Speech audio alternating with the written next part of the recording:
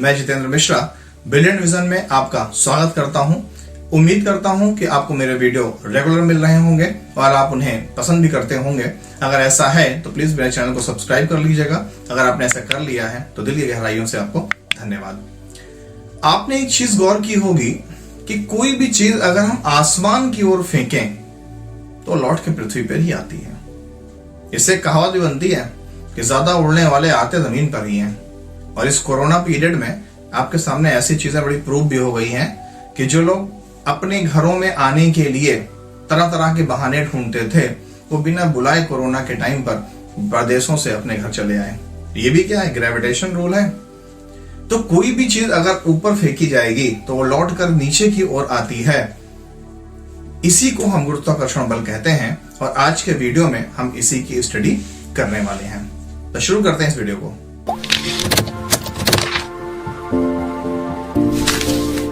तो अगर हम ग्रेविटेशनल रूल की बात करें यानी गुरुत्वाकर्षण बल की बात करें तो सबसे पहली बात तो आप नोट कर लीजिएगा, गुरुत्वाकर्षण बल सिर्फ आकर्षण बल है, यानी ये फोर्स ऑफ अट्रैक्शन है।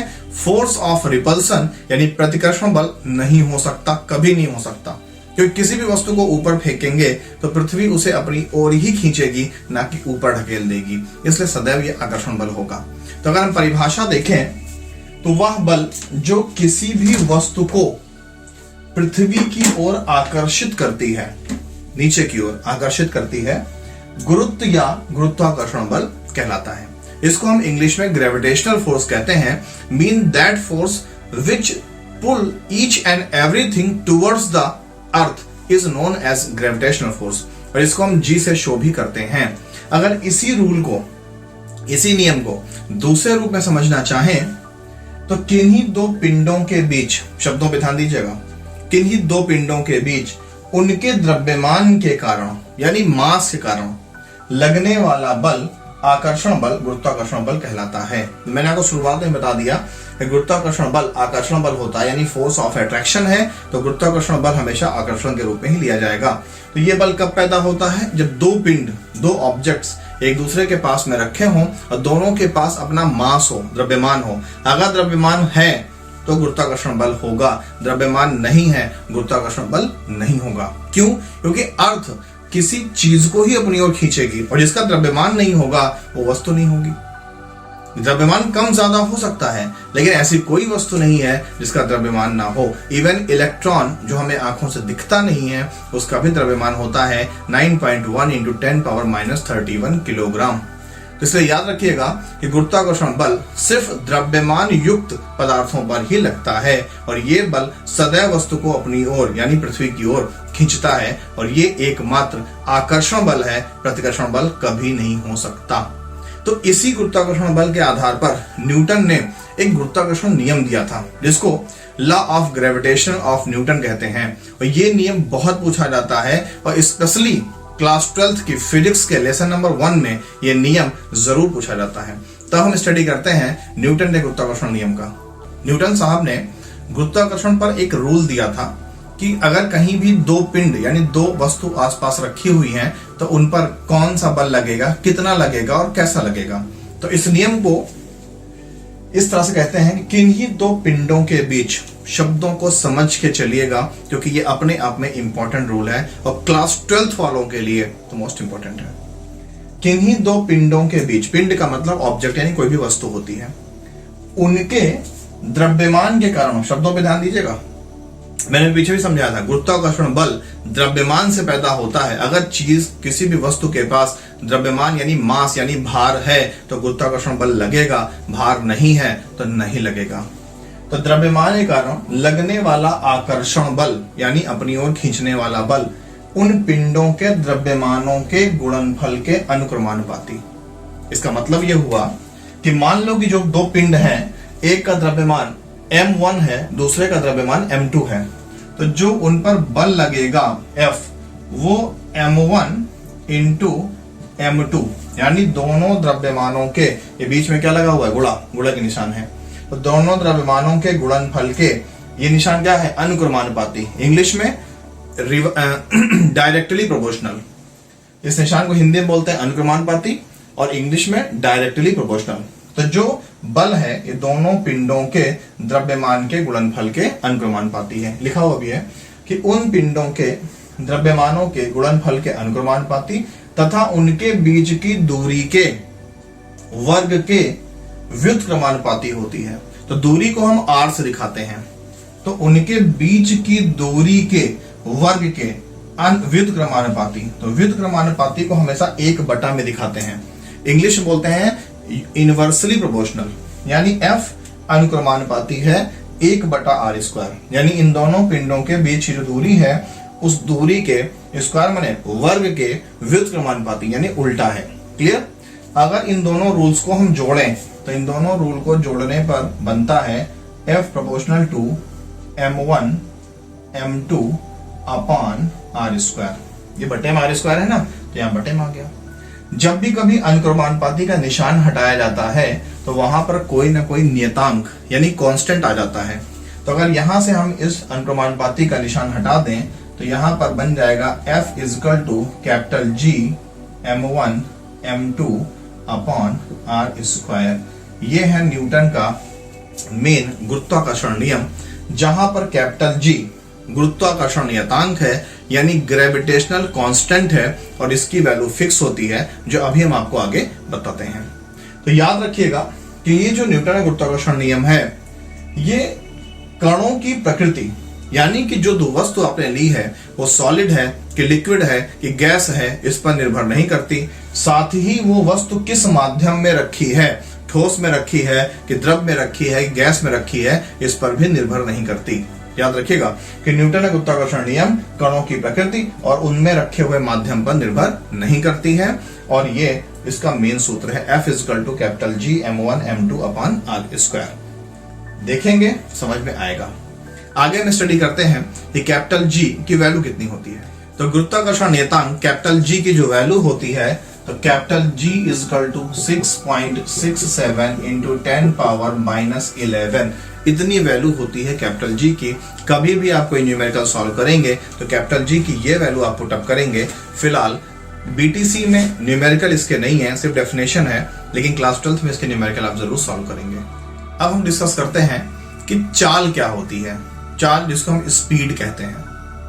तो कोई भी वस्तु कितने समय में कितनी दूरी तय कर रही है इसी को उसकी चाल कहते हैं, जिसको इंग्लिश में हम स्पीड कहते हैं। तो डेफिनेशन है किसी वस्तु द्वारा इकाई समय में, इकाई समय का मतलब यूनिट टाइम, चाहे 1 सेकंड चाहे 1 घंटा, जिसको भी आप लेके चलोगे लेकिन यूनिट लेना पड़ेगा। तो एक इकाई समय में तय की गई दूरी को चाल कहते हैं। जैसे हमने एक इकाई ले लिया कि 1 घंटा, कोई वस्तु ने चलना शुरू किया और हम पता करेंगे कि 1 घंटे बाद वो कहां पर है। तो जैसे मान लीजिए किसी वस्तु ने चलना शुरू किया और 1 घंटे बाद वो 90 किलोमीटर दूर है, तो उसकी जो चाल बनी वो 90 किलोमीटर प्रति घंटा बनी। ऐसी कोई वस्तु अगर 1 घंटे में 20 किलोमीटर की दूरी तय करता है तो उसकी चाल 20 किलोमीटर यानी दूरी और प्रति घंटा यानी समय बनी। तो इसका जो सूत्र होता है चाल बराबर दूरी बटे समय।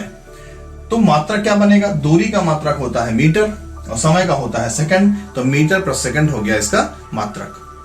अब अगर हम चाल के प्रकार की बात करें तो चाल भी 2 तरह की होती है। एक होती है औसत चाल जिसको हम बोलते हैं एवरेज स्पीड, और दूसरी होती है आपेक्षिक चाल जिसको हम बोलते हैं रिलेटिव स्पीड।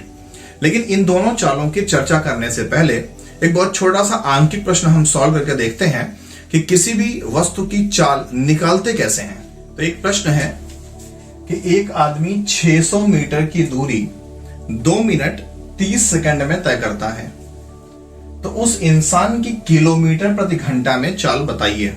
तो सबसे पहले तो हम समझते हैं कि अगर हमें किलोमीटर प्रति घंटा को मीटर प्रति सेकंड में बदलना होता है तो हम 5/18 से गुणा कर देते हैं, और अगर हमें मीटर प्रति सेकंड को किलोमीटर प्रति घंटा में बदलना होता है तो हम 18/5 से गुणा करते हैं। अब हम इस सवाल को सॉल्व करते हैं। किसी भी क्वेश्चन को सॉल्व करने से पहले सबसे पहले लिखा जाता है गिवन। गिवन का मतलब दिया गया है, क्वेश्चन लिखा गया हमें दिया गया है। तो उन्होंने कहा एक आदमी 600 मीटर की दूरी, तो हमें दी गई है यहाँ पर दूरी को हम एस से भी शो करते हैं, लेकिन हमने यहाँ पर दूरी लिख दी, तो 600 मीटर। फिर दिए 2 मिनट 30 सेकंड में, यानी ये समय है, तो समय बराबर 2 मिनट और 30 सेकंड। तो अगर हम इसको सेकंड में कन्वर्ट करें, कभी भी किसी भी चीज के 2 पैमाने लेके नहीं चला जाता, हमेशा पैमाना एक होना चाहिए, या तो भी ये भी मिनट में हो और या तो ये मिनट को सेकंड बदलो। तो हम इस मिनट को भी सेकंड में बदल देते हैं। तो 2 गुणे 1 मिनट में कितने सेकंड होते हैं 60, और प्लस कितने सेकंड और हैं 30, तो 60 दूना 120 और प्लस 30 बराबर 150 सेकंड का टाइम बना 2 मिनट 30 सेकंड में। और हमें निकालनी क्या है, हमें निकालनी है चाल, और चाल किसमें हमें निकालना है, चाल हमें निकालना है किलोमीटर प्रति घंटा में। तो सूत्र है चाल बराबर दूरी बटे समय। तो यहां पर दूरी कितनी दी गई हमको, दूरी दी गई है क्वेश्चन में देखिए 600 मीटर, तो दूरी हमने रख दी यहां पर 600 मीटर, और बटे समय कितना दिया गया है 150 सेकंड, तो यह हो गया 150 सेकंड। 0 से 0 कैंसिल हो गया, तो 15 चौको 60, तो हमारा जो आंसर आ गया वो आ गया 4 मीटर प्रति सेकंड। और हमें पूछा किसमें गया है, किलोमीटर प्रति घंटा में। तो अगर हम इसी को किलोमीटर प्रति घंटा में बदलना चाहेंगे, तो 4 गुणे, यहां मैंने क्या बताया कि मीटर पर सेकंड को किलोमीटर प्रति घंटा बदलने के लिए 18/5 से गुणा कर देते हैं, तो 18/5, तो बराबर 18 दूना 36 और 36 दूना 72, तो 72/5, 72/5, तो 5 1 कम 5, 7 में से 5 कितना बचा 2, 2 2 22, 5 चौक 20, अब कितना बचा 2, दशमलव लगा दो हो गया 20, 5 चौक 20, तो 14.4 किलोमीटर पर आवर यानी प्रति घंटा, ये आपका आंसर आ जाएगा। तो न्यूमेरिकल बहुत इजी है, इसको आप देख सकते हैं। अब हम डिस्कस करते हैं कि चाल के जो प्रकार हैं, अपेक्षिक चाल और एवरेज स्पीड, यानी कि जिसको आप बोलते हो औसत चाल, इन दोनों की स्टडी करते हैं। तो अगर हम पहले चाल जिसको बोलते हैं एवरेज स्पीड या औसत चाल की बात करें, तो औसत नाम का वर्ड कहीं भी आएगा, यही चाल में ही नहीं कहीं भी आए तो वहां पर कुल लेके चलिएगा, टोटल की बात होती है औसत में। तो किसी पिंड द्वारा तय की गई कुल दूरी, यानी उस पिंड ने अलग अलग समय में कुल कितनी दूरी तय की है, तथा कुल समय का अनुपात, और उस दूरी को तय करने में कुल समय कितना लगा, उसी के अनुपात को पिंड की औसत चाल कहते हैं। और सूत्र है औसत चाल बराबर तय की गई कुल दूरी बटे लगा हुआ कुल समय। अगर मान लीजिए कि अलग अलग दूरी लगी है, पहली दूरी है D1, दूसरी है D2, तीसरी है D3, तो इन सबको जोड़ लेंगे, और समय कितना लगा, पहले वाले में लगा होगा T1, दूसरे में लगा होगा T2 और तीसरे में लगा होगा T3। भाई पहली दूरी तय करने में पहला समय T1, दूसरी दूरी में तय करने में दूसरा समय T2, तीसरे के लिए तीसरा समय T3। ये सब जितने भी समय हो आप उनको जोड़ लीजिए। एग्जाम्पल समझ लेते हैं हम। एग्जाम्पल, मान लीजिए कोई एक कार है, यहाँ पे हम लिख लेते हैं दूरी। मान लीजिए कोई कार है, उसने दूरी और समय दोनों हम लिखते जाते हैं। उसने क्या किया कि पहले घंटे में, तो पहला घंटा आ गया, पहला समय आ गया, पहले घंटे में उसने 40 किलोमीटर की दूरी तय की। फिर दूसरे घंटे में, यानी दूसरा घंटा आ गया, उसमें उसने फिर 50 किलोमीटर की दूरी तय की। फिर तीसरे घंटे में, यानी कि तीसरा घंटा आ गया, उसमें उसने तय की लगभग 60 किलोमीटर की दूरी। तो बताओ कि उसकी एवरेज स्पीड यानी औसत चाल कितनी होगी, ये हमको निकालना है।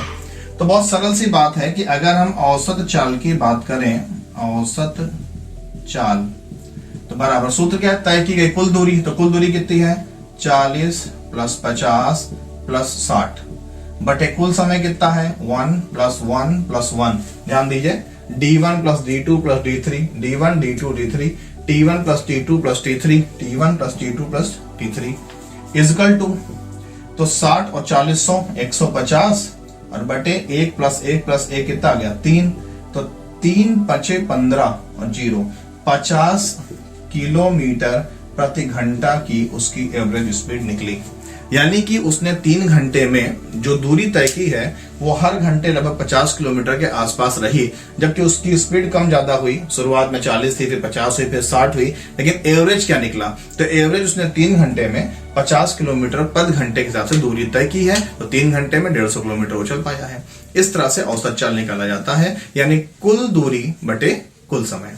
अब समझते हैं कि आपेक्षिक चाल क्या होती है, जिसको बोलते हैं रिलेटिव स्पीड। रिलेटिव मीन किसी की तुलना में। अगर हम आपेक्षिक चाल की बात करें तो आपेक्षिक चाल हमेशा किसी की तुलना में निकाली जाती है। जैसे कई प्रश्न आपके सामने आते हैं कि 2 ट्रेनें एक दूसरे के विपरीत दिशा में आ रही हैं, तो एक दूसरे को पार करने में कितना समय लेंगी। 2 ट्रेनें एक दूसरे के समान दिशा में आ रही हैं, तो एक दूसरे को पार करने में कितना समय लेंगी। तो यहाँ पर 2 चीजों की तुलना हो रही है, इसलिए ये आपेक्षिक गति है। तो पहले समझते हैं इसको। जब कोई गति किसी पिंड के सापेक्ष में तुलना में होता है, तो उसकी तुलना से ज्ञात चाल को आपेक्षिक चाल कहते हैं। यानी किसी की भी चाल अगर हम किसी की तुलना में निकाल रहे हैं तो वो आपेक्षिक चाल है। और अगर यहाँ 2 कंडीशन आती हैं कि जो दोनों वस्तु हैं वो एक दूसरे की विपरीत दिशा में जा रही हैं कि समान दिशा में जा रही हैं। तो अगर दोनों वस्तुएं एक दूसरे की विपरीत दिशा में जा रही हैं, मान लो 2 ट्रेनें हैं, एक इधर आ रही है, एक इधर जा रही है, तो जो उनकी चाल होगी वो x प्लस वाई, यानी दोनों की चाल, यानी पहली प्लस दूसरे की चाल को जोड़ दिया जाएगा। और ऐसी दशा में अगर पूछा जाए कि दोनों विपरीत दिशा में आती हुई ट्रेन एक दूसरे को पार करने में कितना समय लेंगी, तो समय निकालने का सूत्र है L1 प्लस L2 बटे x प्लस वाई। याद भी रखिएगा, ट्रेनें अगर विपरीत दिशा में हैं तो दोनों की चाल जुड़ जाएगी और दोनों की लंबाई जुड़ जाएगी। L1 L2 पहली और दूसरे ट्रेन की लंबाई है, और x और y उन दोनों ट्रेनों की चाल है। लेकिन दोनों ट्रेन है कैसी? विपरीत दिशा में है। अब दूसरी कंडीशन में अगर दोनों ट्रेनें समान दिशा में गतिमान हो, यानी कि दोनों ट्रेनें एक ही दिशा में जा रही है, ये भी इधर आ रही है और ये भी इधर आ रही है, तो ऐसी दशा में दोनों की जो चाल होगी आपेक्षिक चाल वो माइनस में होगी, यानी x माइनस वाई। और अगर हमसे एक ही दिशा में आती हुई 2 ट्रेनों को पार करने में लगे समय की बात की जाए, तो समय बराबर होगा L1 प्लस L2 बटे x माइनस वाई। यानी दोनों की ट्रेनों की लंबाई तो जुड़ जाएगी, मगर दोनों की चाल आपस में माइनस हो जाएंगे, जहां पर L1 और L2 ट्रेन की लंबाई है। इस तरह से हम आपेक्षिक चाल को ज्ञात करते हैं, और इसके न्यूमेरिकल भी आपसे पूछे जाते हैं टेट और सुपर टेट में भी। तो उम्मीद करता हूं कि आपको ये वीडियो समझ में आया होगा। अगर ऐसा है तो प्लीज लाइक, शेयर और चैनल को सब्सक्राइब कर दीजिए, जैसे मेरे अपडेट्स आपको मिलते रहें और मैं ऐसे ही लगन के साथ आपके लिए नए नए कंटेंट्स लाता रहूं। नेक्स्ट डे हम स्टडी करेंगे बल और बल के प्रकार, जो कि आपके लेसन नंबर 5 का लास्ट पार्ट है। इसके बाद लेसन नंबर 6 और BTC फर्स्ट सेमेस्टर की साइंस फिनिश हो जाएगी। तो मिलते हैं नेक्स्ट वीडियो में। Thank you.